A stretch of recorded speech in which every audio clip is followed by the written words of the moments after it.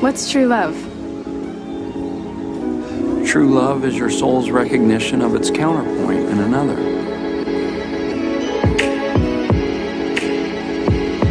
Well, it's a little cheesy, but I like it. I saw it on a bumper sticker.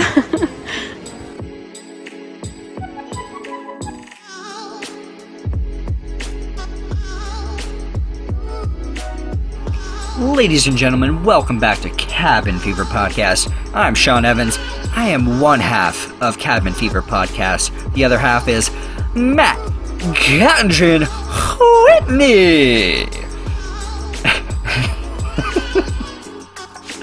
God damn it, I can't get through that without laughing.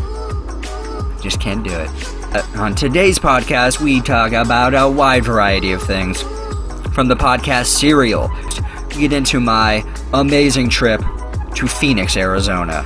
And by amazing, I mean awesome, and then really fucking shitty. So please, stay tuned to the podcast and hear about my epic adventure to Phoenix, Arizona. So you're gonna give a toast? Yes. You nervous? A little bit. What are you gonna say? Would you... Keep it in your cleavage. Nowhere else to put it. Normally, I'm not very good at these things, but I think this one's pretty good. I never thought my sister would find someone who cared about what other people thought as much as she did until I met Craig. Yes, that's funny. That's funny because it's true. You know, people like funny. I know, but the whole funny because it's true bit only works if the truth is a small thing. Like, everyone knows Jennifer likes to shop, ha ha ha. But I think you're better off going with something from the heart, honestly. I think that people are gonna like this. I think you're gonna hear crickets. I think you're wrong. Sounds of silence. No. Okay, go walk the plank. I'm sticking to it. Go ahead. Hey, meet me at the back of the room. I'll be the guy waiting to say I told you so. Good luck.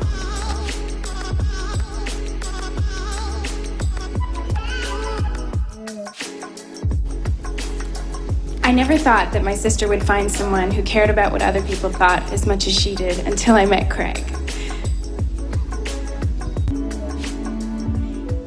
You know, someone once told me that true love is the soul's recognition of its counterpoint in another.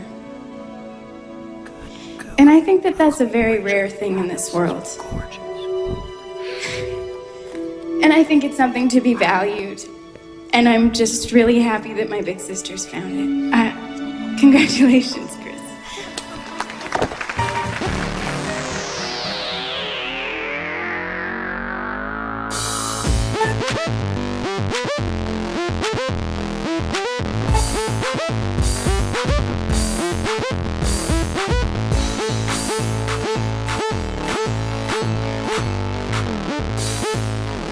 Cabin Fever.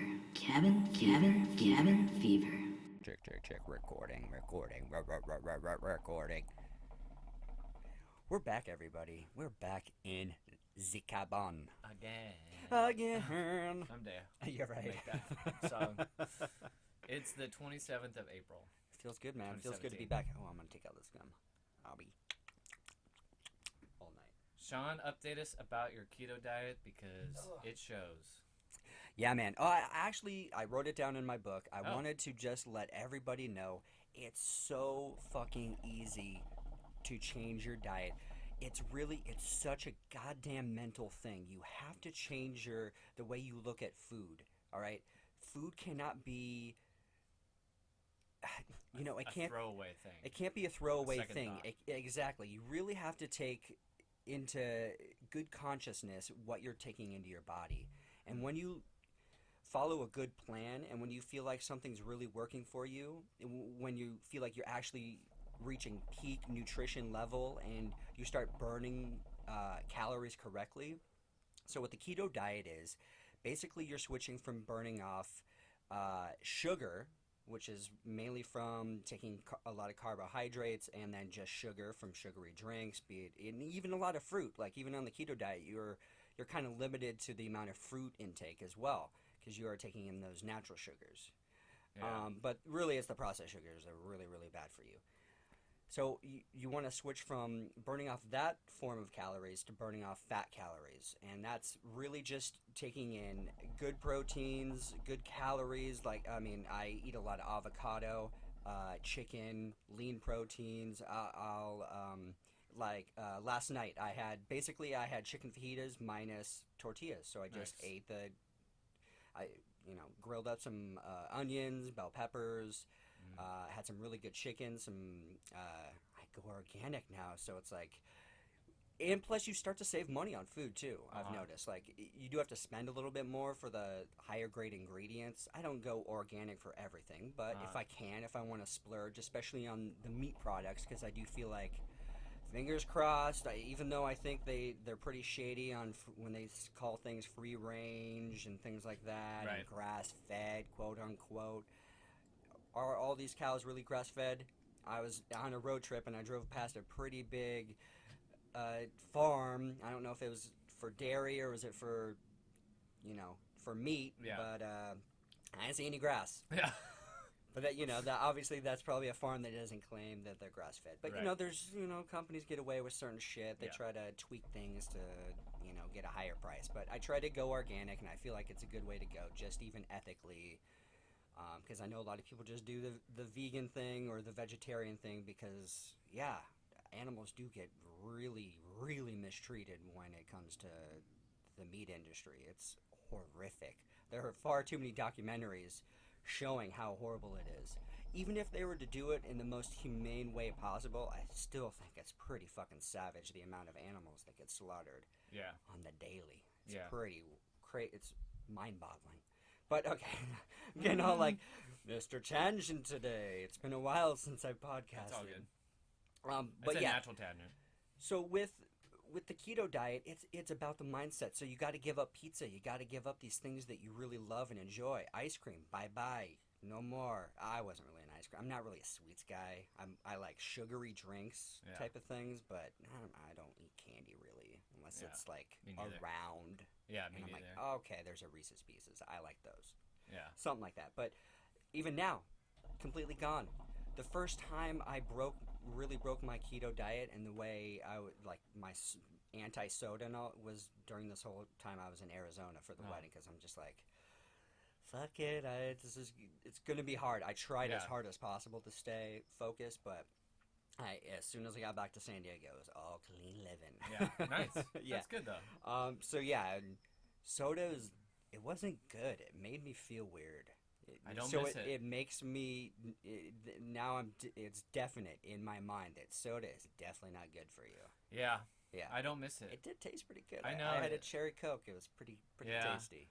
The only time I've slipped with soda is I've had it with a mixed drink.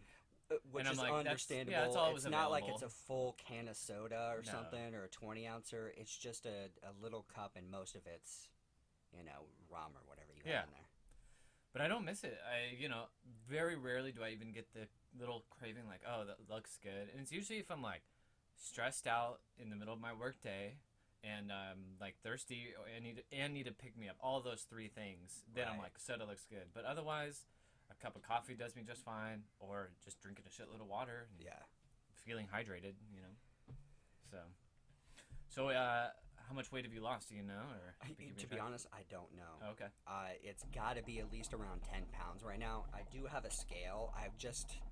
I don't want to be like a slave to the scale. That's very- in my that's a in my good mind. way to I do just it, want to yeah. get to a point where I can look at myself in the mirror. I'm like, all right, this is a Right. good thing. Like I can really start working off of this and start to feel better about just doing more sit-ups and actually feel like me doing these things will actually it'll be visible. Right. I I think it will, and I had that realization yesterday because every time every year when I'm like, oh, I'm gonna start hitting the gym more regularly, blah blah. I always want to like add mass because I've always been like smaller and skinny. I'm like, no, I want to like look real good. But this year, I took it slow, and I have worked out at the gym, but I've been swimming, and doing yoga and stuff, and I just feel better and like I feel stronger, and yeah, I look a little bit more lean. But then I was like, no, this is good. Like, this is like the right mindset to have. Like, I feel good. When I exercise, I can get through it without completely exhausting myself. And then, yeah, when I look in the mirror, like, yeah, I look better. I look lean. There's some muscle where there wasn't some, but I'm not just like concerned with like the whole physique, I guess, of it. No, absolutely. In my day to day, like I have a ton of energy, and I'm not as lazy. Yeah, and the more mass you put on, the more. I mean, you're gonna have to be bringing in these calories just to keep you going. And that's why even like in the Marines, they don't want guys getting too bulky, too big. They want you strong, but they want you like lean strong because you're humping through the desert or through the forest or wherever you're forced to fuck people up. Or you're humping through PB. That's right.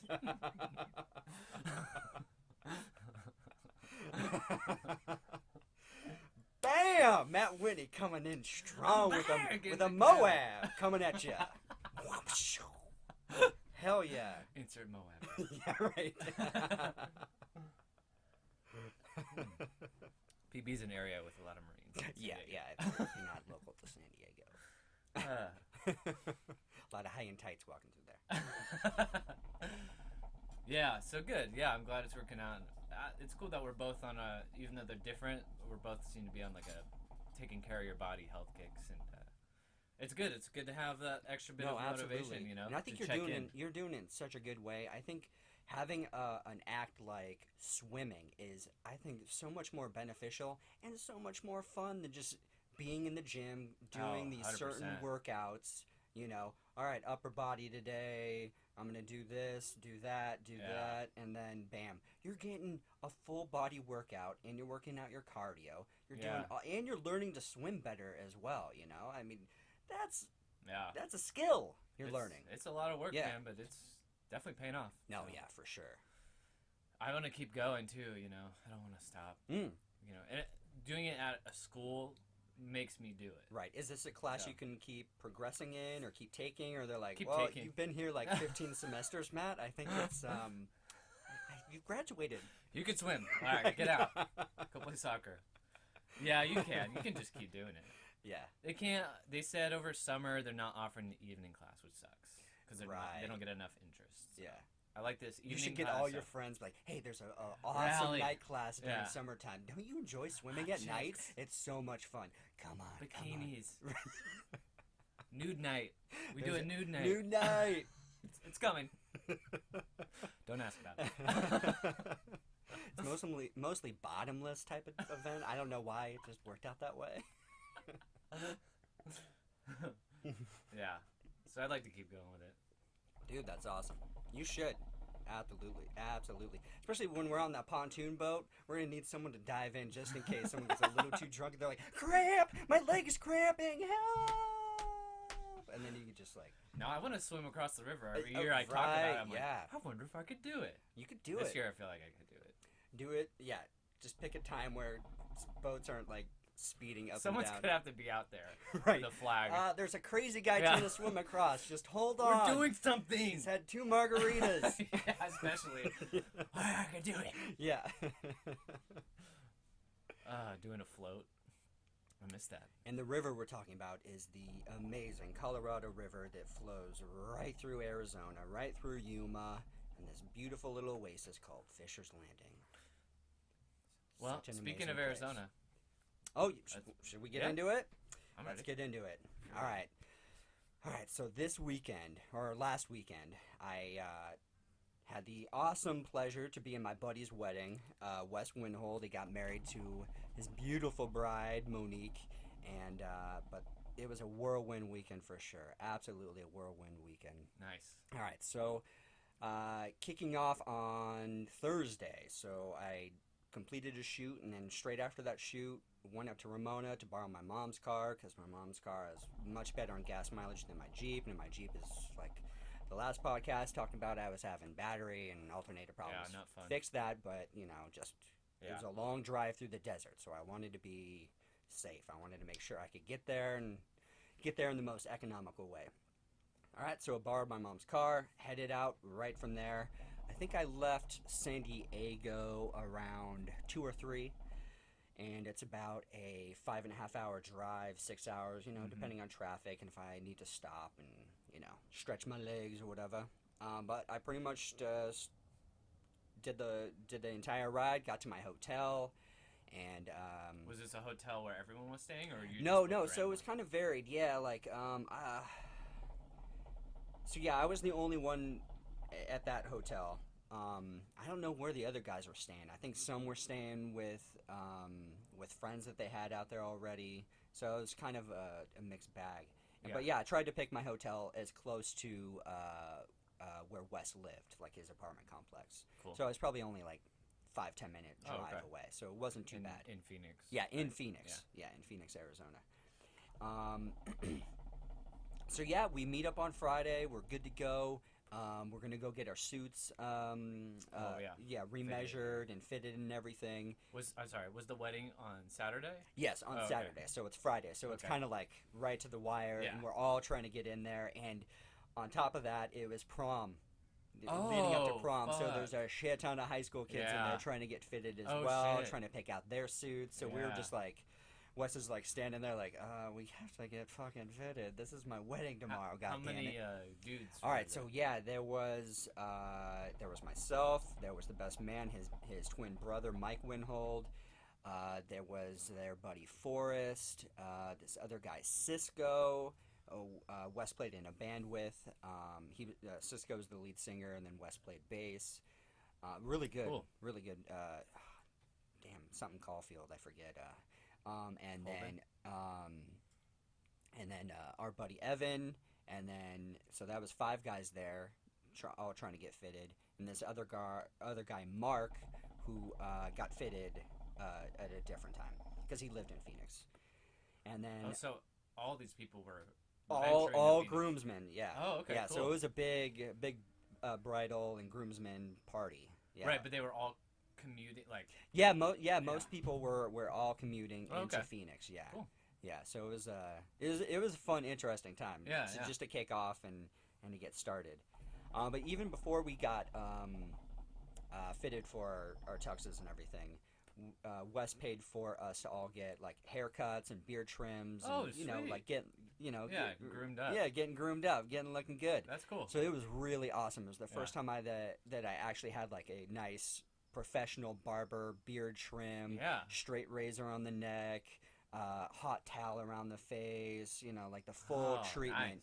And then I got buzzed down to a 0, so it was pretty funny. Like I Whoa. was like, looked like a Lex Luger type of thing with a beard. Did you want it buzzed like Yeah, that? yeah. I'm like, Oh, yeah, okay. just do it down to a 0 because Oh, okay. I typically do it like on a 1. Yeah. Or something like that. But I'm like, just take it all the way down. And then, so yeah, it was real nice. Everyone else got their haircuts, beards trim. Like Wes and Mike, they had like nice full big beards. And so yeah, it was nice to have like that little perk, And then obviously, it's a lot easier to look good, Right. for the wedding. So Right. he was smart to do that. And then, so yeah, after we got fitted and all that stuff, we decided to head out. Kind of like and obviously all this time there's just craziness, stress, trying to get from one place to another, trying Right. to make sure all the final details are in order for the following night, which was the big day. It was the wedding. And then so we all decided to go out to this bar, and obviously it was my first time in Phoenix, completely unfamiliar with the area, like what it's really like there. True. And so we head downtown, and we go to this place called The Deuce. And we get into this place, and I'm just looking around, and it's basically a huge warehouse. They have ping pong, they've got foosball, they've got a huge area to play cornhole, and have like Oh. stadium seating, so they probably have tournaments and all kinds Whoa. of crazy stuff. And it's like really well lit, and there's like a small little bar over here, and then they have a boxing ring set up, and I saw that in your Snapchat. I was Yeah. I was like, I think it's a boxing ring. yeah, there was a boxing That's ring bizarre. there, and you keep walking, and then off to the right there's a huge dance floor, and then a Oh. huge outside area with picnic tables, and you just hang out, and there's another bar in there, and it was just it was insane. I'd never been in a bar like that before. If you ever watch It's Always Sunny in Philadelphia, there's an episode where the gang is trying to get an award, like best bar in Philly type of thing. I've seen that one. Yeah, and then they go to this bar, and it's very like Posh. like well lit. Yeah. Like the bartenders are all saying like these like crazy, almost seems like written jokes, like a sitcom. Right. Yeah.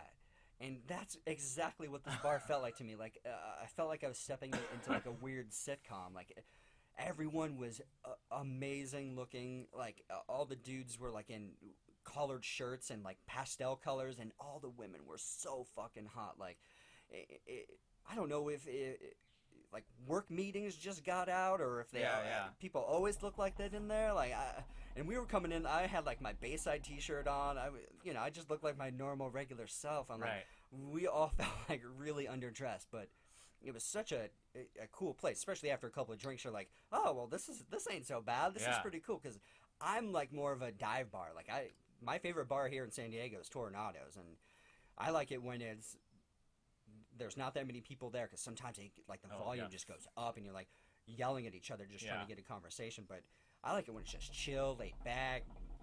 I like dive bars, and this place was the opposite of dive bars. Right. But it was still fun. Eventually, the night went on. We were able to play some cornhole and get in there and have a little fun. And, Nice.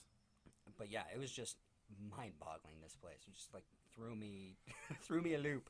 Yeah. I've never been in a place, but it would be perfect for San Diego. I'm like, I'm just gonna steal this idea, Right. And then That's so take it to true. San You know, Diego. I mean, places don't even have beer pong anymore. I feel like so. That's true, yeah. Let alone all these different kind of games you can get going. Yeah. Like that's pretty badass. Like, And it was I would love that. pretty close to where the Diamondbacks play, Oh, Chase Field. so it was pretty cool. And they were Yeah. playing a game there. Against the Padres. Or Or no, they weren't. not when I was there. Yeah, like right after you got back. Right, yeah, exactly. Cool. Um, I want to see a game there so bad. yeah, it looked like a pretty legit Yeah. stadium from the outside. It looked pretty cool. Yeah. Yeah. That's what I hear. All right, so fast forward to the big day. So we all meet out at this venue. It's called, I think it was called Whispering Pines Whispering or Eye. Whispering something somewhere. Yeah. But you start heading out, and there's nothing around but fields or dirt. And you finally get to the place, and you kind of like, you're wondering, is this really it? And then, yeah, you start looking around like, oh, yeah, there's wedding stuff. And so we all get to the venue finally, and it just, it starts to get a little weird because, no, I don't want to get into it. Yeah, Okay. I don't want to get into it because it involves people's family and stuff like that. So I don't want to get too much in too many details on that. Okay.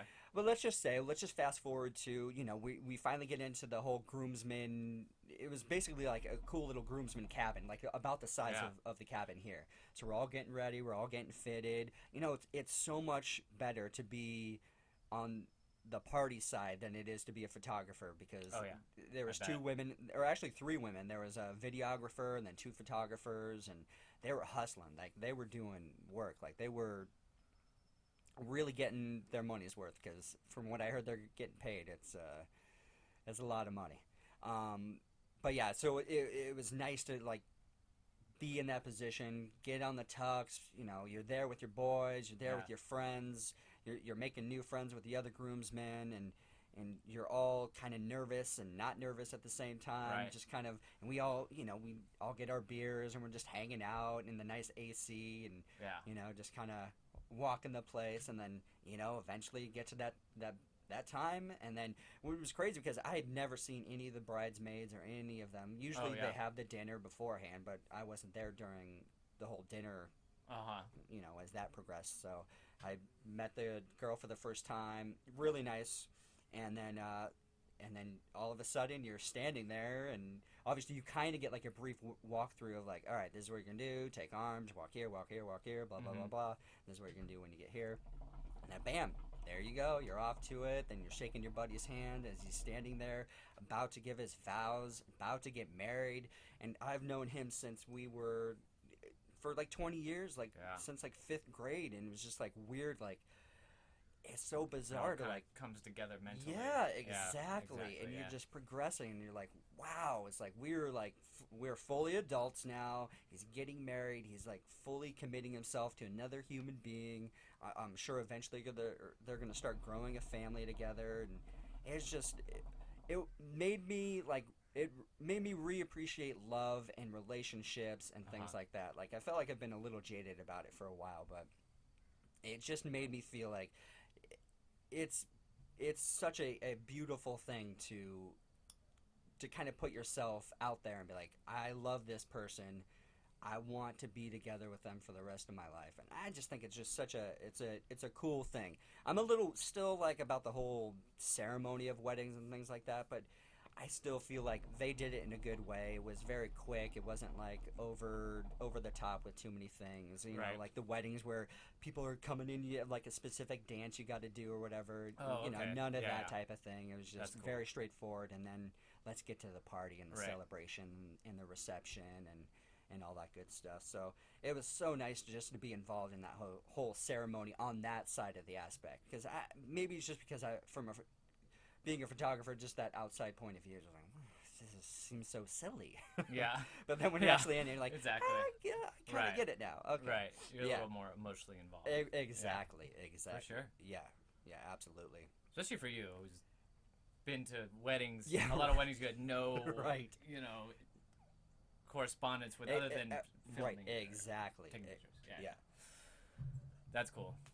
Yep. So then let's just fast forward to the reception. Everything went well in the vows, except for the one doing the officiating accidentally called her Monica, and her name is Monique. He quickly caught himself. Oh, okay, good. But it's still other people. It's Monique. He's like, Monique. It's just I get it. It's hard. You're up there. Yeah. You know. It's I'm sure we'll all forget about it someday. Not her. Nope. Definitely won't. Oh no. But yeah, let's fast forward to the reception. So, of course, now comes the speeches, and I wasn't expecting to give a speech or anything like that. You know, I thought it would just be the His brother. the best man and the bride's. What's the fuck is the bridesmaid? Maid of maid honor. one? Maid of honor. Yeah. I It took me a always. second. Yeah, I'm always fucking forget that. Best maid. Yeah, right. And that's what I'm like. It's the best girl one. So yeah, they get up. Or it started with the guys. So then Mike looks at me after he gives such a heartwarming. They're twins. Like, Right. Like this, and the whole time leading up, he's like, I don't know what to say. I don't know what I'm gonna say. And he just, I'm thinking like he knew he was gonna say something pretty good. Yeah, and he yeah. did, and he like knocked it out of the park. And Nice. and then he looks at me and he's like, Sean, you wanna? I'm like, oh fuck, I gotta follow this. I gotta follow this Yeah. heartwarming speech he just gave. Yeah. So, you're just in the moment, and Yeah. you kind of think you know what you're gonna say, but then when you have the microphone in your hand and you're Right. you're looking right at the happy couple right here, then you got everyone else over here, and you're just like, well, here we go. Nice. And so I feel like, from what I remember, like in my Yeah. head, what I said, I felt like I gave a pretty good, from the heart type of speech. Very quick and simple. Obviously, I'm Right. not going to stand up there and say Yeah, a bunch of shit, meander but on. I hope I just passed along how much it felt to me to be there for them. Oh, that's awesome. You know, I spoke from them. yeah, Right. exactly, and I Yeah. feel like I did. So, and then it goes from every other groomsman and everyone else. We were not expecting to give speeches, so Yeah. they're going up there, and everyone really did a great job. And then it goes to the bridesmaids and everybody, and it was really good. And then of course the dancing with the groom and all that stuff, the mom, and then the dad comes up and all that fun stuff and typical wedding stuff. And then of course this whole time, after all of that ceremonial stuff breaks off and the DJ kicks in and food and all that stuff, all of us were going back to the old shack, Nice. maybe choke up a little bit, Oh, stick nice. some grain, sneak a little grain in Oh, Arizona. Some fellow. Oh yeah, plenty. Yeah. Oh yeah, and then the people in the the guests and stuff, the ones that were smokers, they'd sneak off to the parking lot, and of course Oh. we'd all kind of be in a nice group and Yeah. group of stoners Wow, hanging out in cool. the Arizona desert, literally in the middle of nowhere, enjoying an awesome wedding. And what was great was her family was mostly Mexican, and then Oh, okay. and then Wes's side is mostly white, but everyone just got together so well, and everyone was just there to just celebrate the two of them being together. They'd been going out for 3 years, so it's like They really do have a good plan with each other in mind, which is so great. And it's just being at this wedding. It's kind of filled me up like with. Good. I wouldn't call it love, but just filled me up with good energy. I think. Yeah. It was just a fun experience to be a part of. All right, so then fast forward past all the fun wedding stuff and all that good thing.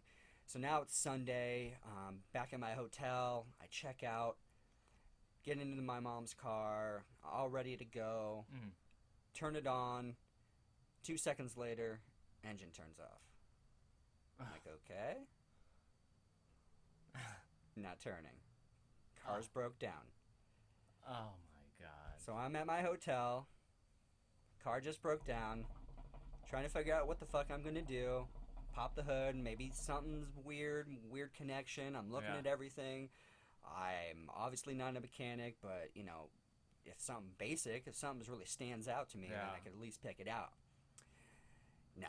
And then obviously something like this has to happen on a Sunday when mechanics are typically not open, and I need to be back in sunny San Diego by Monday. Alrighty. So this is where the fun part of the story really starts, and this is where it just was like 3-4 days of just stress and a shitty way to end a really, really good trip. Yeah. All right, so I call AAA. AAA comes out. Maybe they could quickly diagnose something, or maybe give me, a hot tip on a good mechanic that's open on a Sunday or something like that. He can only recommend the typical Pep Boys, these like chain places. So eventually, I'm trying to think, should I just leave it here and then wait till Monday, like try to get my room back or whatever, get another room at the same hotel. I'm trying to all these different scenarios in my mind. And eventually I'm like, you know what, let's just take it to Pep Boys. Maybe it's just like a minor thing, because they are open, but it's like they only work on battery stuff, really. It's not really anything too mechanical that they could really diagnose and get to. Right. So I'm like, well, hopefully it's just something simple like that.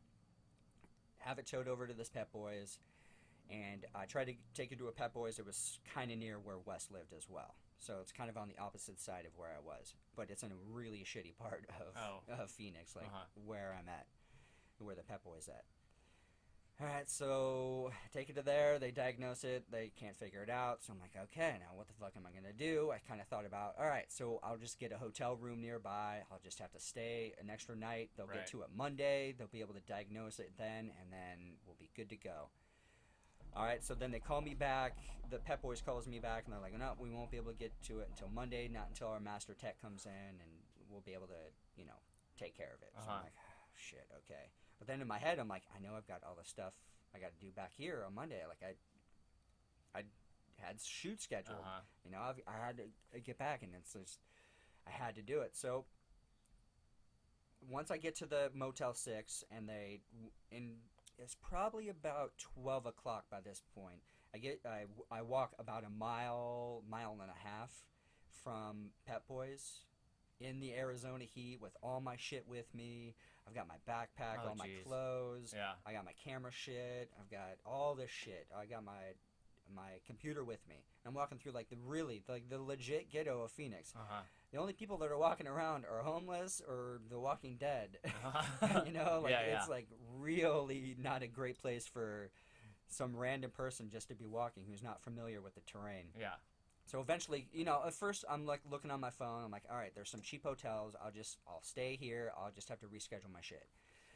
So I eventually make my way, and I turn left onto this road, and it's like the really cheap hotels. And then so I start walking up to this bus station, and I start to notice, I'm like, this looks interesting.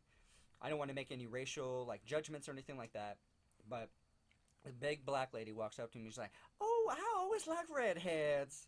I'm like, oh yeah? I take my earbud out. I'm like, oh yeah, okay, nice, yeah. She's like, oh, where you going? You looking for a place to stay? And I'm like, automatically, I'm like, oh, okay, this is obviously a hooker. This is a lady of the night. And then right over at the bus station is her pimp staring at me. It's going to see what I'm going to do. So I'm like, oh, no, I'm good. Right. So I just keep walking, and there's a couple of other ladies and one other dude there, kind of staring me down. I'm like, and obviously my spidey senses start going up. I'm like, I really walked down the wrong road. Yeah. I should not have walked Oh, down my God. here, especially with Right. all my shit. I'm like vulnerable. Right. Luckily, it was during the day, Yeah. but I had not seen a cop in a while. I hadn't seen anybody driving around or anything like that. Yeah. And I'm like, I'm a novice, and I totally am like, that's obviously like the hooker pimp setup, and Right. so I'm sure they know, and it's like the cheap motel range, so it's Oh, like right. you can get a room for $35 and you grab your hooker and Yeah. have a good time or whatever. And eventually, I couldn't find the office to the hotel, luckily, so I'm like, fuck it. So I'm gonna go down to Motel 6. That seems a little bit more legit, Right. than like the Shoreside Hotel, Yeah. the Phoenix Inn, So I walk down there, but then they don't have any rooms available until like 3 o'clock. And in my mind, I'm like, all right, I already know the car can't be diagnosed. The car Right. can't be fixed today. So I'm like, fuck it. The airport's right there. I look on. I'm like, I'm just going to rent a car. I'm just going to drive back to San Diego. I'll be able to take care of all my shit. Right. And then I'll just, whenever the car's ready, I will drive back to Wow. Phoenix and do it like that. So that's what I decided. Obviously, like looking back now, maybe I could have done it differently. I probably should have stayed there maybe one night, but I still would have been stuck there because the master technician didn't fucking show up on Monday, so the fucking car was still stuck there anyways. So then he Oh. didn't fix it until Tuesday. Uh-huh. So luckily, I did, though, rent a car eventually after walking, like, probably 2 miles is not that far, but when it's like 100 degrees, Yeah. it's... And you got all your shit. And I got all my shit with me. Yeah, yeah. So it fucking sucks. I Jesus eventually Christ. took my fucking shirt out of there, the white dress shirt, and I put it over me because I was burning and I was so fucking hot. I had to keep the sun off of me. Yeah. And I'm like, am I being tortured, God? What did I do? What the fuck? This was great. Yeah, and then so I eventually get there, and then you just see there's Hertz, there's all these different chains. I'm like, which is the cheapest? Like, I've never rented a car before. So it's just like, okay, I get in there. Hopefully I'll get the cheapest, and it just, I eventually was able to rent a car, and I'm like, immediately just started heading back to San Diego. So I did get back. So what time is it? So at this now? point, I eventually rented a car. Probably it was like around 1:45ish. Okay. So I rent this car. So then I start to head back to San Diego. So I get back to San Diego. I think it was like 9 or something, 8 maybe. I don't even remember. So I just get back and I'm finally back in San Diego.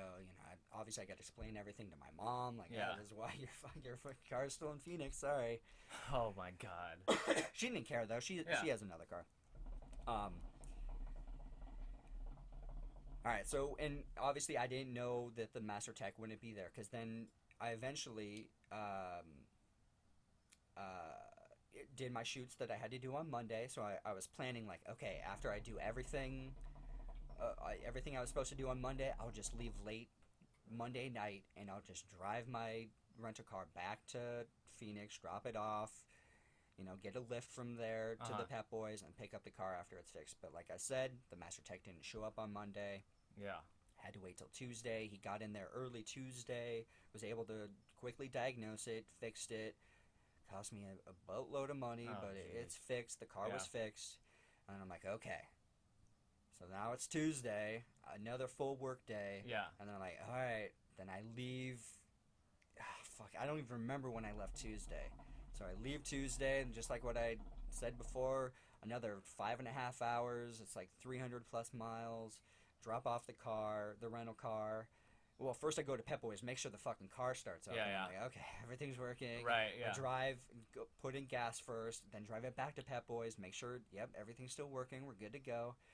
And I go and drop off the rental car at the airport, get a lift back to Pep Boys, and then immediately I'm back on the road. Wow. After just Oh, driving, my God. after just driving 5.5 hours, I'm Yeah. like back on the exact same freeway, just going the opposite Yeah. way, and I'm just like, I just gotta bite the Jesus. bullet. I just gotta get this fucking car back to San Diego so I can get my fucking Jeep back and get back to fucking van life and all those other things that I have Yeah. planned. It's like, I just felt like all these fucking crazy roadblocks and all these situations.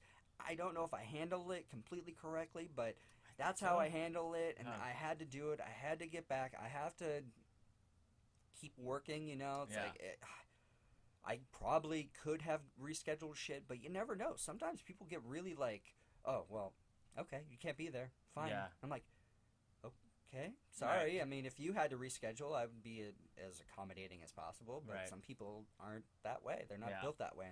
They get offended, and it's like, oh, okay. Right. So I try not to offend people as much as possible because I know there's so many different personalities out there. You never fucking know. Yeah. So yeah, I did a lot of fucking driving. Jesus and Christ. And before that, I had only had a few hours of sleep.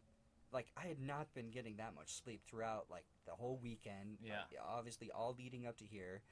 And then that's why I couldn't podcast last Yeah. night, because I was Well, literally... I don't blame you. And then I had to get up early again on Wednesday because I Yeah. had to shoot it at 11. Doesn't sound early, but I still like to get up and be ready. Yeah. And I didn't get to sleep or I actually didn't get back to San Diego until 2 or 3 in the morning. And then I probably didn't get to sleep till like 4 in the morning, so I only had a few hours of sleep. Yeah. And then after that shoot, I just got home and I just fucking passed out. Yeah. And I was dead to the world. Like, Yeah, I I even bet. set my alarm to, I'm like, all right, I'm going to see if I can try to podcast with Matt. Hopefully Yeah. I'll have enough energy. But I'm just like, I completely slept through it. Or I probably like slept, Right. turn it off type of thing. So crazy. So yeah, that was kind of my crazy ending to a lot of miles logged in. But I did one thing. These newer vehicles, they're so much fun to drive, so easy. What'd you have? A Hyundai. Like, I just picked, like, they're like, oh, just pick out whatever car in this row, like any car you want to in this row. And I'm like, oh, I'll try this Hyundai out. I don't think I've ever even been in a Hyundai. And if Yeah. I have, it was probably a lift and I didn't even pay attention. But it handled really, really well. Mm-hmm. Like, you don't even feel like you're going fast in some of these cars. Oh, Or yeah. at least in that car, I'm like, oh, I'm doing 90. Shit. Yeah, yeah. I gotta fucking slow down. That's a good choice. There's so many gas fucking mileage. cars. Oh yeah, it Yeah. was great on gas. Like, one tank easily, Yeah. there and back easily. Well, not there and back, but there. Yeah, yeah. Yeah.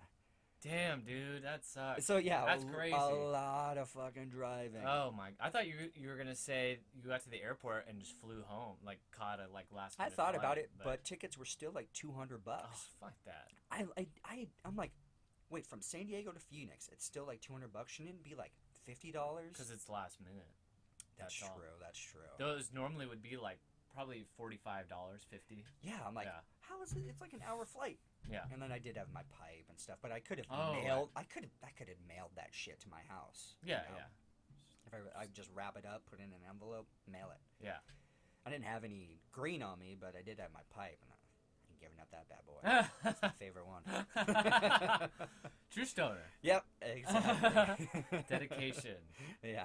Damn, man, that is fucking crazy.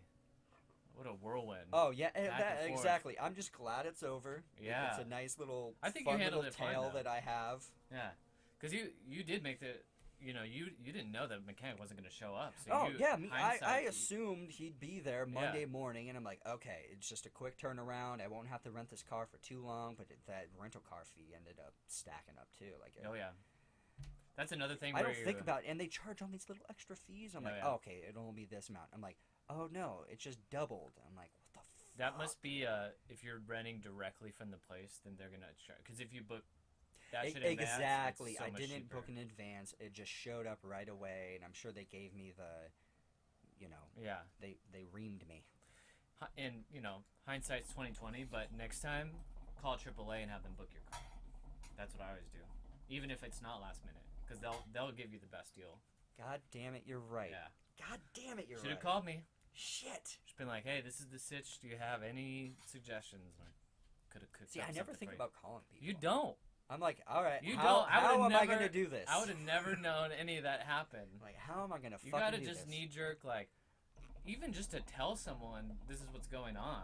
Right. Not like maybe they can't help you, but Oh no, don't and have so much Mike pride. and Wes, they were fully, able to help me. Oh, I good. filled them on the situation. They were totally cool with even letting me stay there or whatever, or Yeah. whatever had to happen. But I'm just like, I just gotta fucking take care of this. Yeah, for Yeah. sure. Like you had to act. In Well, the yeah, and moment. Wes just got fucking married. Yeah. And they both are working, so it's like, yeah. Is his brother married too? No, Oh, okay. he they were married, and then what is it? Annulment. They got annulled. Yeah. Oh, okay. Yeah. Damn. That is a crazy story.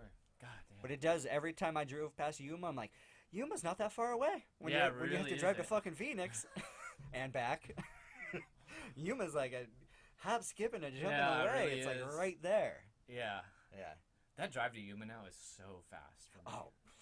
Once you so get out of the fast. mountains, it's Yeah. just like, You're there. yeah. Oh, there's Five Guys. Let's want to hit up Five Guys beforehand. What a frustrating tale. Oh, well. Well, now you know next time, don't book anything for Monday. Yes. Give yourself another day. Exactly. Speaking of for EDC, Yes. make sure you have like a window because you're going to want to recover Oh. Okay. as well. I'm gonna give myself off a couple of weeks. Who knows? I'm taking 2 days off leading up to us leaving, and then 2 days off after we come home this time. Well, speaking of EDC, so tonight they are actually revealing the 2017 lineup. Mm-hmm. So we have Marshmello so far that we Yeah. know of, and Major Lazer. Yeah. And in 2013, I definitely remember and was a highlight of my EDC experience was Major Lazer. Oh, yeah. For sure. Yeah, me too. Very good. Huh. I'm so Exciting. curious. I'm so curious if he's would he be moved up like on the main stage? I feel like he or would. Yeah, I feel like he's really progressed. Yeah. The stage we saw him on was basically like the second biggest one, Kinetic Field. So yeah, he's probably moved up to the big times. Yeah. Which is cool. But yeah, he was definitely the highlight of unexpected. It's if you listen to Major Lazer's singles, like streaming online and stuff, they're like relatively mellow Mm-hmm. pop kind of songs, but him live is fast-paced reggaeton with these crazy animations Awesome going on visuals, between yeah. dancers and like people in the big bubbles and Yep. shit. I mean, it was freaking fast, like fast-moving, fast-paced, like captures your attention. He even had when we went, the Harlem Shake was the big Oh, internet that's right, trend, that's and right, so yeah. even he had his version of the Harlem. Everyone had their version in that year. Yeah. But he did too, and it was fucking insane. Like everyone like going in sync to it, and so it was pretty cool. So I'm excited. It's about a month and a half away. I can't believe it. It's Yeah. gonna be here before we know it. Ah. And see, I always like having things like that to look forward to. You know, something, couple months apart type of thing. Yeah, absolutely. You get a good amount of work in there, recoup that checking account a Yeah. little bit, and then bam, you get to have another good time. And Yeah. luckily, we scored. Thank you, Sarah. You hooked us up with an amazing condo. We are very It's not a thankful. condo. It's a home. It is a home. It's Yeah. a big, home with a beautiful pool. home with a pool. Yeah. Ooh. Yeah, we're not paying exorbitant hotel rates Right. this year. Oh, it's gonna be so nice. And we'll have a minivan to get us Hell around, yeah. which I have to book still. But yeah. Cool. Looking forward to it. Well, dude, All right. let's talk about S Town. Do you want to, or what else? Or we can jump in. What do you? No, that's fine. Yeah. What was, Where are we at time? That's all. we're at 44. Okay. S-Town. Pretty crazy. Hell yeah, man. So Pretty 7 crazy. episodes, and it's from the people that made Serial. And by the way, my drive up, I listened to Serial. Uh-huh. Season Season 1 and 2. Oh, see, I just finished season 2, and that's fresh on my docket. Let's talk about it. All right, Damn, I'm bummed. we'll get back to you, S Town. We're talking Yeah. about Serial season 2 right now. So I was hoping you hadn't listened to it because Oh, okay. the question I was gonna pose to you is, what do you think about a soldier who's been held captive for 5 years? And then I was gonna wait for your response, and you'd be like, "Oh, that's crazy." And then I'd be Yeah. like, well, now he's being like tried for a court-martial. Right. That was I enjoyed season 2 Serial a lot more than season 1 because season 1 just ended so open-ended and frustrating. Yes. Very frustrating. They had 3 addendum episodes. Yeah, Did you I listen to listened to those? those too, Okay. but they didn't Still really do- frustrating. yeah, yeah. I'm like, you just fucking be there at the courtroom. Yeah. Just be there. But I have to go. season 2 was pretty crazy, Bo Bergdahl, Bergdahl? Bergdahl, that's it. Yeah, basically walks off of his platoon in Afghanistan and gets captured by the Taliban and is held for 5 years. Yep. And then he comes back and is labeled a deserter. And he suffers a great deal by being the only POW from Afghanistan over 5 years. And then you find out has this issue with being in the military pretty much that led to his desertion, which he like fully details when he comes home, and God, what a frustrating, overall, what a very encompassing picture of our involvement over there, and the Absolutely. really like trials and tribulations of the bureaucracy, I guess, of the military, Mm-hmm. and how that all works, and not to mention the final thoughts and feelings of that the journalist alluded to, being that these were young men all from all around, and being subjected to this kind of thing, and then and I really did feel for those guys having to risk their lives to try to find this guy who did take it upon himself to walk away Yep. from it, to manifest some Jason Bourne type fantasy about being a soldier, Yep. and really did lose that credibility in my mind when he started talking that way, because I don't care what your expectations are. I have expectations from my job that frustrate me every single day, which I have mentally detail and email, about my frustrations that I feel. What it could be better, it could be different, it could be this, but at the end of the day, either you bring up change, you make change in your small way, but to the act of leaving your post in a foreign country is taking it way too far, and having to know that people would come look for you, and what was the point?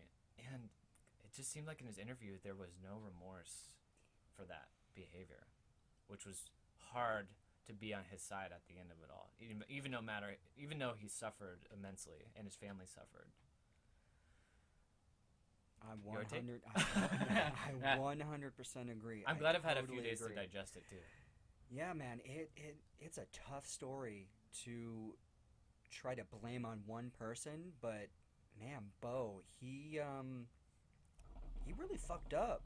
And he obviously he kind of said that he, as he's out there, it starts to really sink in, like, oh, I fucked up. But then by saying that, he's trying to dig himself out by creating another horrible situation by saying that he went out to do some recon in a way. But And he did provide intel. and to provide some intel, Yeah. as opposed to, oh, I went out there with the plan of, you know, looking for Al Qaeda, and Yeah. I it's so frustrating. But you're so right. To be able to hear the story from the Marines themselves, or from the Marines and Army, I think it was mostly Army, yeah. but to hear their story and hear their point of view, a lot of these guys said that they would have shot him. Yeah. They would have shot him themselves Yeah. for the amount of stress and pressure that they put. That they're already dealing with these immense amount of pressure. You are dealing with things that are so foreign to us as Americans. The politics and the tribal warfare and the dirty dealings with like these crime families, these mafioso type families, these richer families within Afghanistan and Pakistan that are kind of running the country in Yeah. a way, because it's such a backwards country. It's not like what we think of as like real country. Yeah. Just because we put lines on a globe, on a map, those Yeah. people don't really give a fuck about Right. that shit, They just know, okay, they're calling that their territories over here. This is where we are. Yeah. And we're coming in there with armored vehicles and machine guns, and we're trying to spread somewhat of civility between these people, and trying to like bring these different tribes together to communicate and be like, all right, just let's chill out. We're trying to Right. all kind of achieve the same thing here, but And they're playing by their own rules. exactly, which they've been playing by for thousands of Yeah. years, and we're just kind of this weird foreign presence coming in, and they're looking at Bo as a way of making money, a Mhm. way of getting leverage, a way of trying to force their enemy's hand, or force them to do something that we don't necessarily want to do. But man, 5 years, and the way I'm hoping he is telling the truth Yeah. about everything that he went through, because his story got so manipulated by the media here in America that a lot of people did hate Bo, you know, and rightfully so. He really fucked up, but this is a dude that once you get further along in this podcast, he's got some mental issues, or he's got some grandiose idea of how life works, and had been kind of sheltered for a while, and then you start mixing it up with people, and then you start mixing it up with things that can spiral into political and military action, you know? And that's what eventually took place. Oh, I mean, Obama traded, spoiler alert, traded Bo for 5 Al-Qaeda. And it had to be these 5 specific ones, because they were negotiating for years and years and years and years. For these 5 years, they're trying to figure out how are we going to get Bo back? And then people are like, well, he's kind of a lower-end soldier. He doesn't really matter, you know? Yes, he's an American, but he got there. It wasn't like he was captured, like he was out there in a firefight and then got captured. He purposely took off his uniform, left all his gear, put on the local garb, and set off into the desert in the middle of the night, and took a bottle of water and a knife. And then now there's conflicting stories on how he even got picked up eventually, and then starts his 5-year in captivity. Granted, he did try to get away, and for a brief time he was out on his own, but he had 0 survival skills, and he was also low on check. I don't even know what the fuck I was talking about. But we can reset. Well, walked off, local garb.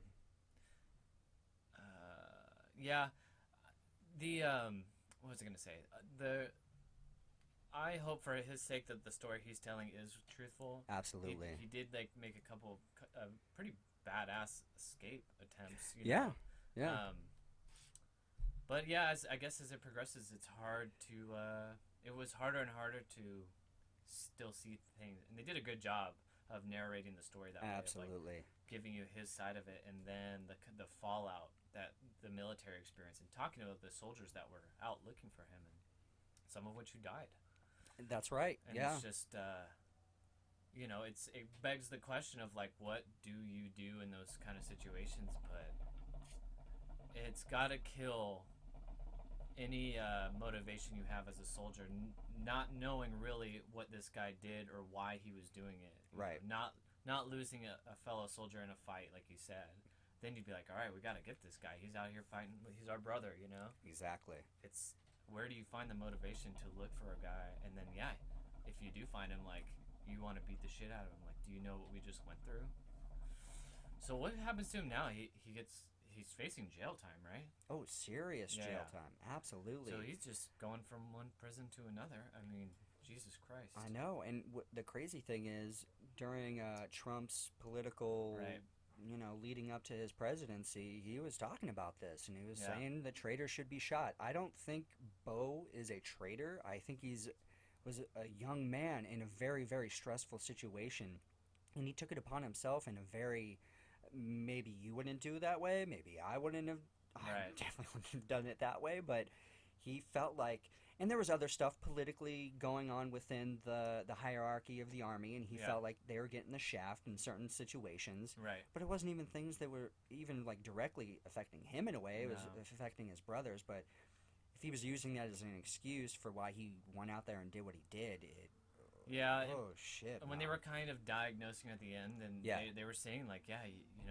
he might have been interpreting his captain's behavior as, oh, they're sending us out to die on a whim. They don't like us, so they're gonna send us out to our deaths. Yeah. And it's just so hard to imagine that being the case. Someone looking out for themselves so much that they have someone else get killed. Right. It just seems like, I'm sure everyone, you're not really tested until you're there, and I'm sure every single one of those guys, if you really dig in deep, had either some mechanism for dealing with that level of stress, being in a war zone and facing your mortality every day. And his just manifested as, I'm gonna leave and save myself. Yeah. And that's just not good. You know, I mean, what do you say? Like, obviously it took some time for him to lead up to such a crazy decision, but you know he's not talking to anyone about these feelings that he's having, and you have to wonder if there was at least one ear there that got wind of how he was thinking, then things might have been different, because they could have at least intercepted that or told someone else, like, hey, this guy, he's like kind of like losing it a little bit out here, and we need to do There something. was one guy. One guy, and he went up to a sergeant. The sergeant basically told him to fuck off. Yeah. Like, I'll pay attention to it. Right. If there's a problem, I'll know. Yeah. But I feel like that's something that they had all never experienced or encountered or thought would happen. A soldier of Right. all people to walk out into a war zone. Was this, what, 2008? 8, 9. Okay. Yeah. 8, 9. Well, he was in and before he got captured, though, right? That was, yeah. Ooh, no, I think in 2009 he got captured. Yeah, He was that's there what I'm for thinking. Yeah, for 5 years. 2009? Right. Yeah. So Yeah. then Yep. That would have been. 13. Yeah. That would have been right when Obama was getting in office, right? 2008 Oh, was he? yeah. He was voted in. Then 2009. Right. Yeah. Yeah, so okay. he was there. Yeah. Yeah. For all his term and stuff. Yeah, that's. I guess because politically, just because everyone knew about him, I guess they couldn't just be like, you know what? I don't know. At what point do you take a stand? If Trump would have been president, do you think he really would have taken the stand and been like, this man is a deserter and you don't desert? It could be a cautionary tale. Yeah. You know, talk about, be Absolutely. like, hey, Definitely. you don't walk off your post. But Trump's more of a populist, so I don't know if he would have made that same decision. Well, then I guess it would depend on which Right. way is it. Which way is that Exactly. meter going? But at the same time, it's like, yeah, like you could. I mean, he's being made an example now. Right. Going to jail now. Yeah. I don't know, Where man. is your? There has to be some mental issue for you to lose common sense, like Mhm. to arrive at the decision you need to walk out in Afghanistan. Oh yeah. Yeah. I mean, you should be thankful you have a platoon to keep you safe. Exactly. Yeah. Exactly. Yeah, I'm curious how often that would actually happen. Like throughout the years of warfare, how often would a soldier be compelled to just walk off? Say you're on the World War I. You're on the front line. It's just like you're stuck in a mud ditch. Like, Right. when does your mind break and like, fuck it, I'm just gonna walk. Fuck it.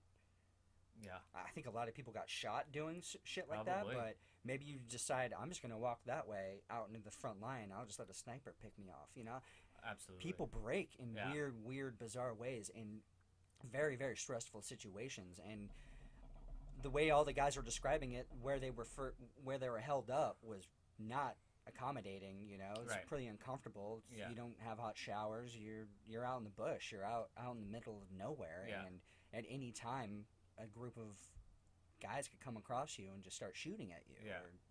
or throw a grenade, or I just can't fathom the amount of stress that someone could go under. But you feel like you would want to gravitate to your brother right next to you, like, hey, dude, I'm like having these thoughts, like I'm like. But he doesn't. He doesn't have, even in his interview, seem to have the wherewithal of like a psychotic break. You know what I mean? Right. He right, talks right, about right, it just yeah. like obviously it built up, but he still stands by it, and and he's very clear about it. And he wrote some like 300-page manifest. That's right. So he was committed. So maybe that is the true mark of mental illness in his case, of Right. like, nope, this is how it is, and which is a scary like reality to think about. Yeah, let's talk about the Coast Guard then. I mean, he Yeah. initially signed up to be a Coast Guard, and kind of had a mental break during maybe like a week or two into boot camp. Mhm. And being a Coast Guard, it's pretty rough. Like, it's a Yeah. legit boot camp. Like, you're going through the rigor. They're trying to break you mentally, because Right. they need to weed out people that are not going to perform under stress and pressure and being shot at. And Bo kind of weeded himself out. Yeah. It's still not really explained, but he broke his nose, he broke a mirror or some glass, there was blood everywhere Yeah. on his face, and a couple of guys just kind of found him huddled up in the bathroom crying, Mhm. sobbing, covered in blood. Yeah. and then he got a medical discharge, and then during that time frame, the Army was pretty hard up, and it was easier to get mental health releases or something Yeah, like that, and he he was just able had to to- sign up in the Army, and then he was out in the desert in a few months. Yeah. Yeah, pretty wild.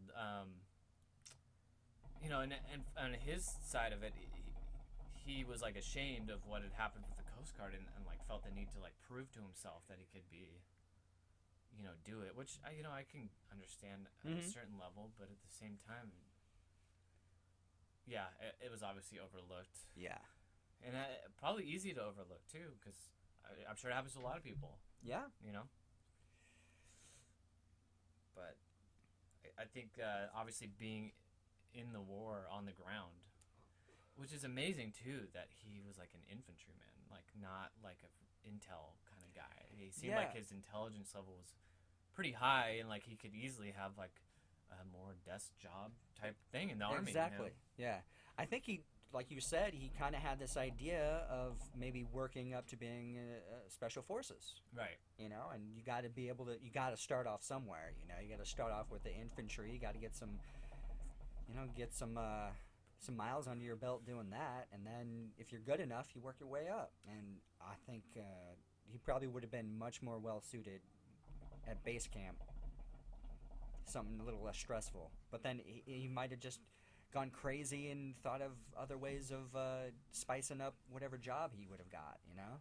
Yeah, it's I don't know, when he was talking about the grandiosity and comparing wanting to be like a World War II type battle situation, I mean, that's just all conjecture. It's all fantasy. It's Exactly. how could you even really know what that's like? Yeah, dude, I'm like, Yeah. you have no idea the perspective of those guys. They could have been sitting there and thinking the exact goddamn thing. They're like, why the fuck are we here? Why Right. are we here? Yeah. Why is America over here? This is a British problem. This is Right. like France's problem. Right.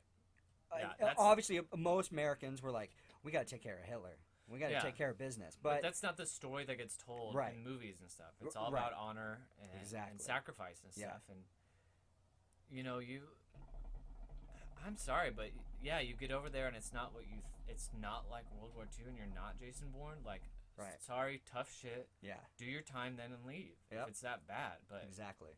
he knew what was going to happen when he walked off, and them calling that order and stuff like that. But that is such a selfish act, and there's no he wasn't. There was no brotherhood with him, or he was just his own man kind Yeah. of thing.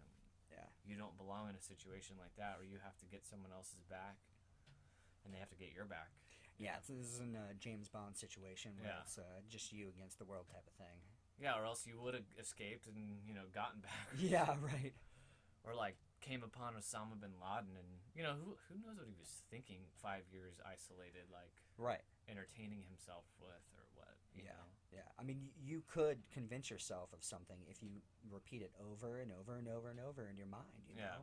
You could create stories that never ever happen, but you could probably pass a lie detector pretty easily. Oh yeah. You know? I mean, yeah, psychologically, I just don't know where that guy would be, but he seemed like, just in him talking to the guy doing the screenplay, it just seemed like he was so with it, you know? Yeah.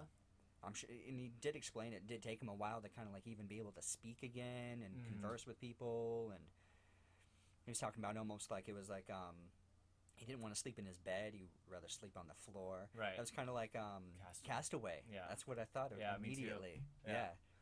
Yeah, I was trying to like imagine, because in Castaway it's the same amount of time too. He's gone for 5 years. Okay. And I was thinking of that right away, and I'm like, God, that would be so crazy to be back Oh yeah. in the midst of things. But it's I don't know. Sounds like Do he you didn't have a lot remember to hearing appreciate. about this like back in the day? I do remember vaguely Maybe. hearing about it, but not like I don't remember the not to the firestorm of it. details. Yeah, the real true firestorm of it. Yeah. No, I don't. I even remember Trump saying that, but I didn't understand the context. Yeah, I don't think I really understood it either at the time. And I'm Mhm. like, well, yeah, if you're a fucking traitor, I don't know about killing, but Yeah. you fucked up, especially if you're giving away intel or information to the enemy. It's like, ugh. Then it begs the question of like, do we imprison this guy now? Like, how diluted is he? it's almost like a law, just a net loss because Mm-hmm. you did save this guy and everything, but you find out he's like just mentally like off, Oh yeah. and then it's just like, I guess we punish him, but he's just gonna be like, you know, now we're just paying for him to be in jail. Like, Right. Yeah. is he a threat? No, but he cost us lives and time and money. I don't know. It's the biggest debacle for Right. the military too. I'm sure. Oh, Just yeah. the PR is crazy, and Mm-hmm. I'm sure we'll hear about it eventually when whatever comes down the line. Oh, absolutely. I'm hoping they will do just like they did with Oh, right. season 1. They'll do some update episodes and kind of fill people in and kind of give their point of view. So season 1, do you think he did it? Do you think You know, Ahmad did man, like what's the not his Ahmad? friend, not his Oh, friend, Jay. Yeah. You know, there's something about Jay that I want to believe him, but people keep saying he's like a storyteller type of thing, but to keep saying and be so. Oh, you mean the guy in prison? No, I'm talking you're about talking Jay, You're talking about the Jay who gave the who cousin helped money. him with Oh, okay. bearing and everything. Yeah. That's his name, right? Yeah, it is. Okay. So for him to be able to come up with this story about him helping him to bury the body, smoking bowls together, kind of figuring out. But then I'm like, I'm thinking back when I was in high school, I would never fucking help anybody, even my best friend, fucking bury a fucking body. Yeah. Especially of a girl that I knew from high school. If I Right. was to look down in her trunk and see a girl, I might attack that person Right. with every fiber of my being, put my thumbs through his eyeballs if I Yeah. knew that person just killed this girl. I couldn't imagine helping that person, even if I was afraid of them, Yeah. afraid of that guy, hurting me or beating me up. I would never help them. The picture I that- would yeah. immediately go call the cops and take care of business. But then there's holes in Jay's story. Like, some of it doesn't make sense, like, because they try to work out the timeline and everything. Yeah. So it's just like, I still don't know. That's the thing of that story is you really don't That's know. frustrating, but I think I'm hoping they're going to re-look at some of this evidence and do some of the DNA that they should have tested a long time ago. Yeah. I do feel like the cops kind of like, Oh, well, we find this guy, so They this did. is about good enough. Well, we're going to build all our case on this dude. All you got to do is just prove the benefit of the doubt type of thing. You don't Yeah. need to have. You can abstain some evidence that might or might not help in Yeah. proving his innocence type of thing. You know, it's just. And his lawyer really flubbed it too. Oh, Just she so frustrating. really I couldn't fucked stand up. to listen to her. She sounded like a psycho Yeah. to me, like a crazy person. I Just don't care how overdramatic. I don't care how good she is. I feel like she would have left a really bad taste in my mouth if I was a juror. I'd be like, Yeah. And why that's are what you they being said. so aggressive? Like, chill the fuck out. Yeah. You're not you know, just changing our minds about Right. it. It was just over dramatic when it didn't need to be and stuff. And Yes, I was just like, exactly. I was so skeptical of her, and so were the jurors. Yeah, and the jurors that seemed like they were interviewing were Baltimore peers. Like they're Right. black people. They're used to these like shitty gang wars, Yeah. murders, and unnecessary deaths and shit like that. Something like this is more like I mean, to choke somebody, that's like a crime of passion. Yeah. That's something real psychotic. But they did bring up at the end that there was another dude who did kill another Asian girl, but he didn't. Yeah. He shot her or something. He didn't choke her, but he did kill another person, and he was well known to be a rapist and Yeah. all this other craziness. What? Yeah, okay, If I'm so speculative, I'm yeah. still. It's still so up in the air. That's why I was still so frustrated with those 3 episodes that they brought up because nothing. I'm like, I need a resolution. I need to know. Like, Yeah. is he gonna get out? Is he gonna have like an appeal? Like, he's been in there for so long now. It's like yeah. his whole life is gone. It's just frustrating, and I just feel like I have this weird feeling like something happened, and they both knew about it, but Like Anon and Jay. and Jay, Yeah. like something happened, and Jay Right. just got to the cops first and said the other guy did it and threw him down the river. That's just what I don't know, but you don't know because it's just like they talked to Ahmad, and he's just like he's a weird guy. Like you just can't tell, and neither can she. Right. If this guy is a fucking murderer or not. And you swing both ways of like, oh, he's just lying. And Right. no, he's just like really genuine dude who's just like, yeah, this is where I am now. I'm in jail. That's how his attitude the whole time is like, yeah, I'm in jail now. Like, Yep. oh, I don't have ill will toward Jay anymore. And then they're like, yeah, well, you've been in there for so long, like, it doesn't do you any good. But I don't know, if you're being interviewed like that, God, you just think the freaking knives might come after a while. Like, fuck that guy. Right. Yeah. You He think put would, me here. you He's would get- outside. Especially if you know he's lying, Yeah, without a doubt, without a shadow of a doubt, he's lying, Right. and that's the reason you're really there. Then eventually, your fucking emotions gotta come out. Exactly. And that's what is hard about listening to him. 'Cause Right. They don't. He doesn't really change in his storytelling. And it's just like, what?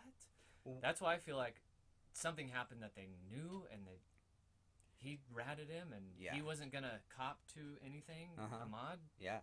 I don't know. Did find it interesting. I mean, you help someone bury a body, and you don't get any jail time. Granted, you did For immunity. your yeah. testimony and everything, but still, I know. that's where's pretty this- psychotic it's on itself. senseless. You know, Yeah. even though he did eventually come clean, if his story is completely Right. 100% true. Kind of convenient. Yeah, yeah. His story was very Well, convenient. what do you think about Asia, that girl that's saying that he was there in the library during a time frame that would have helped him Right. his alibi? Well, I think, yeah. I think it probably would have. I think that stuff obviously was so overlooked. And Yeah. just when they piece it back together, it was so quick because they were out to get someone for this Yeah. murder. And it's just like, of course, years later, and hardcore investigative journalism was going to unturn Mm-hmm. other things. So that could be, hopefully, maybe if it goes back to trial, then they'll get her side of it. But that lawyer really did flub things up. And Oh, like you yeah. said, it was stacked against him. And they built the whole case on this one shady guy's testimony. Yeah. Yeah. Who's like, I'm done talking about it. And it's just like, Did you ever kind of Uh. question like the amount of money that his community was kind of helping him with the trial? You know? mm-mm. Okay, so like his church or Uh-huh. his mosque. Yeah. His mosque would have been helping raise a bunch of money to help support him. You know, help with lawyer Right. fees and things like that. It made me almost think, well, could they pay somebody off? Would they be willing to help? Like Asia comes like, hey, yeah, I'll definitely testify, but like, cost $50,000 or something like Mm. that, you know? Extorted. Yeah, yeah. They said that about the lawyer, though, too. Like, there were rumors Oh. that she wanted the appeal to get more money and stuff Right. like that. And she had died, so they Yeah. didn't really.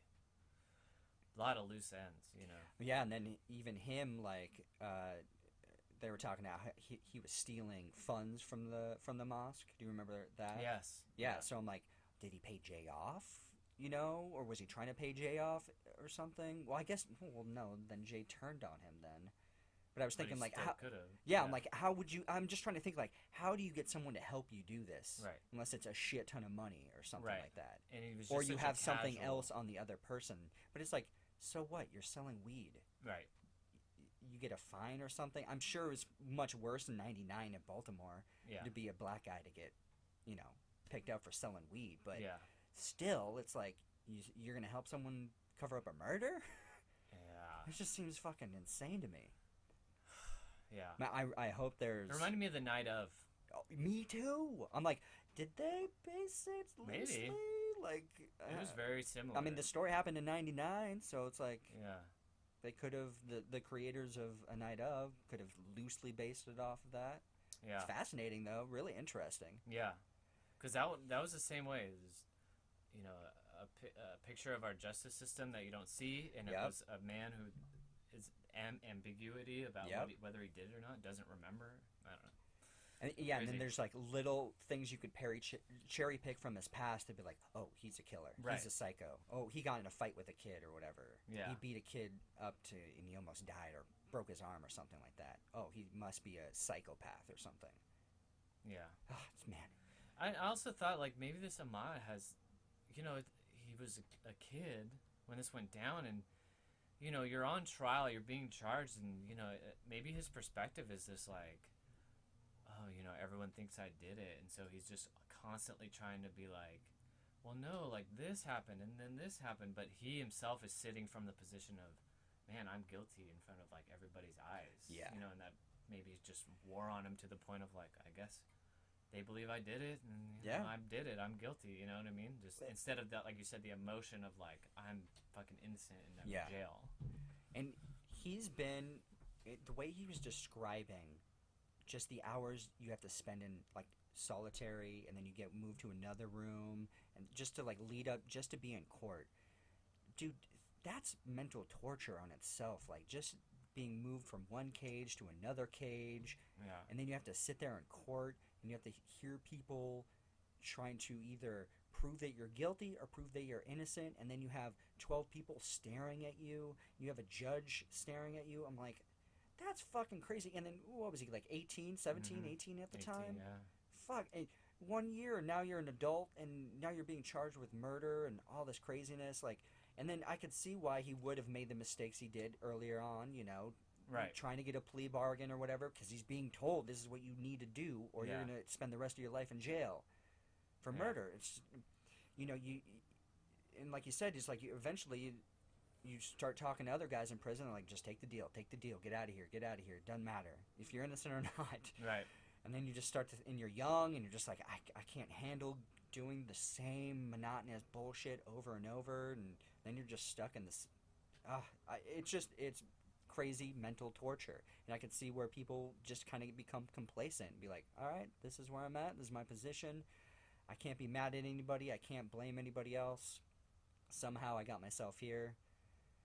If he choked her, though, god damn, he's a crazy liar, and Oh my god, and scary. created a podcast.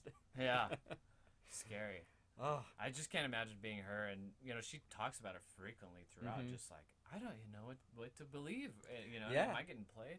see, that's the great thing with this podcast. You have the, what's her name again? Do you remember? You have this woman. She's not necessarily a journalist, but she's got some journalist chops. She kind of knows some Yeah. good answers or good questions to ask, and she knows how really great at narrating and just kind of injecting some of her emotions and thoughts into it, and still trying to stay partial, but still trying to figure out what the fuck happened here. Yeah.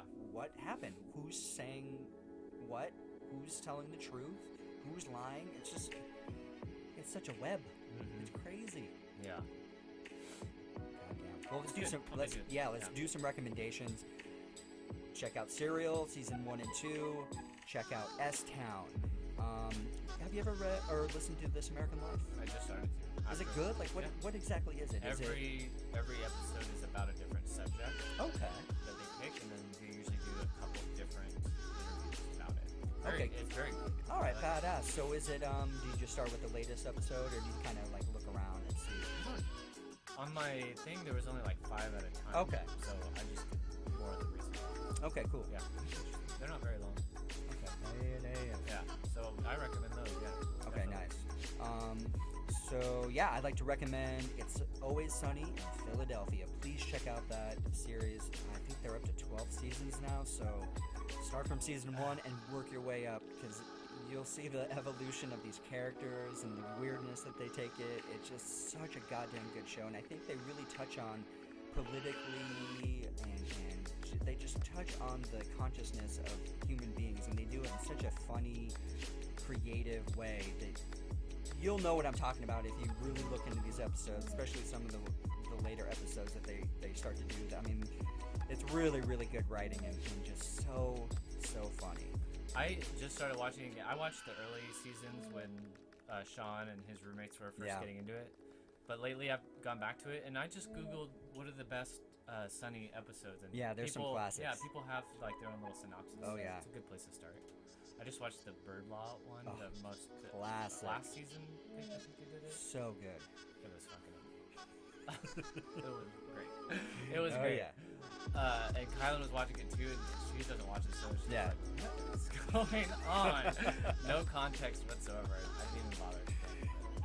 Yeah, that's a great recommendation. I haven't really been watching anything.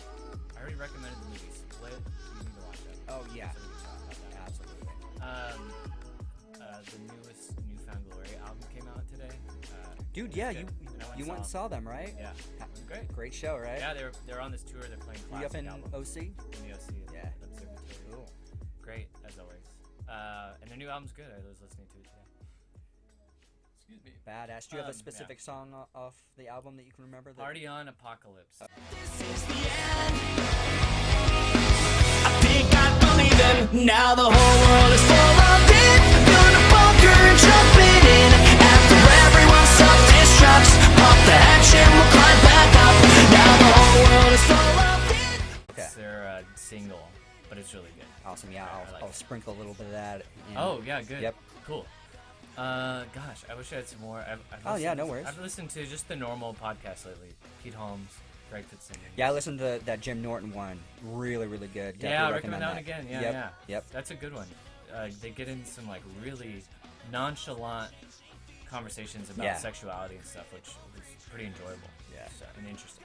So. So is the girl in the beginning of the podcast, is that Pete's girlfriend? Or, Yeah, or, fiance. Oh, okay, and fiance. Okay. Yeah. Nice. I apologize, but Well, that's a good thing you're that way. sorry. You're closer to the window. Closer to As- that door open. As I was on a Taco Bell diet. And that's how we'll end the podcast. Yes, sir. Oh, and Jeff Goldblum. Oh, Jeff Goldblum's back.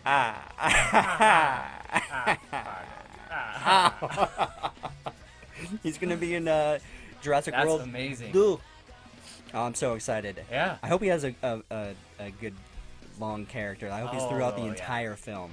I Him and think Chris he will Pratt. be. He's really gonna sell that Oh yeah. for us older parents. Absolutely. Yeah. Cool. All right, everybody. Bye. Oh yeah. Oh yeah. You can find me at Sean Evans Photo, SeanEvansphoto, and PacMatt, PacMatt, and Cabin Fever.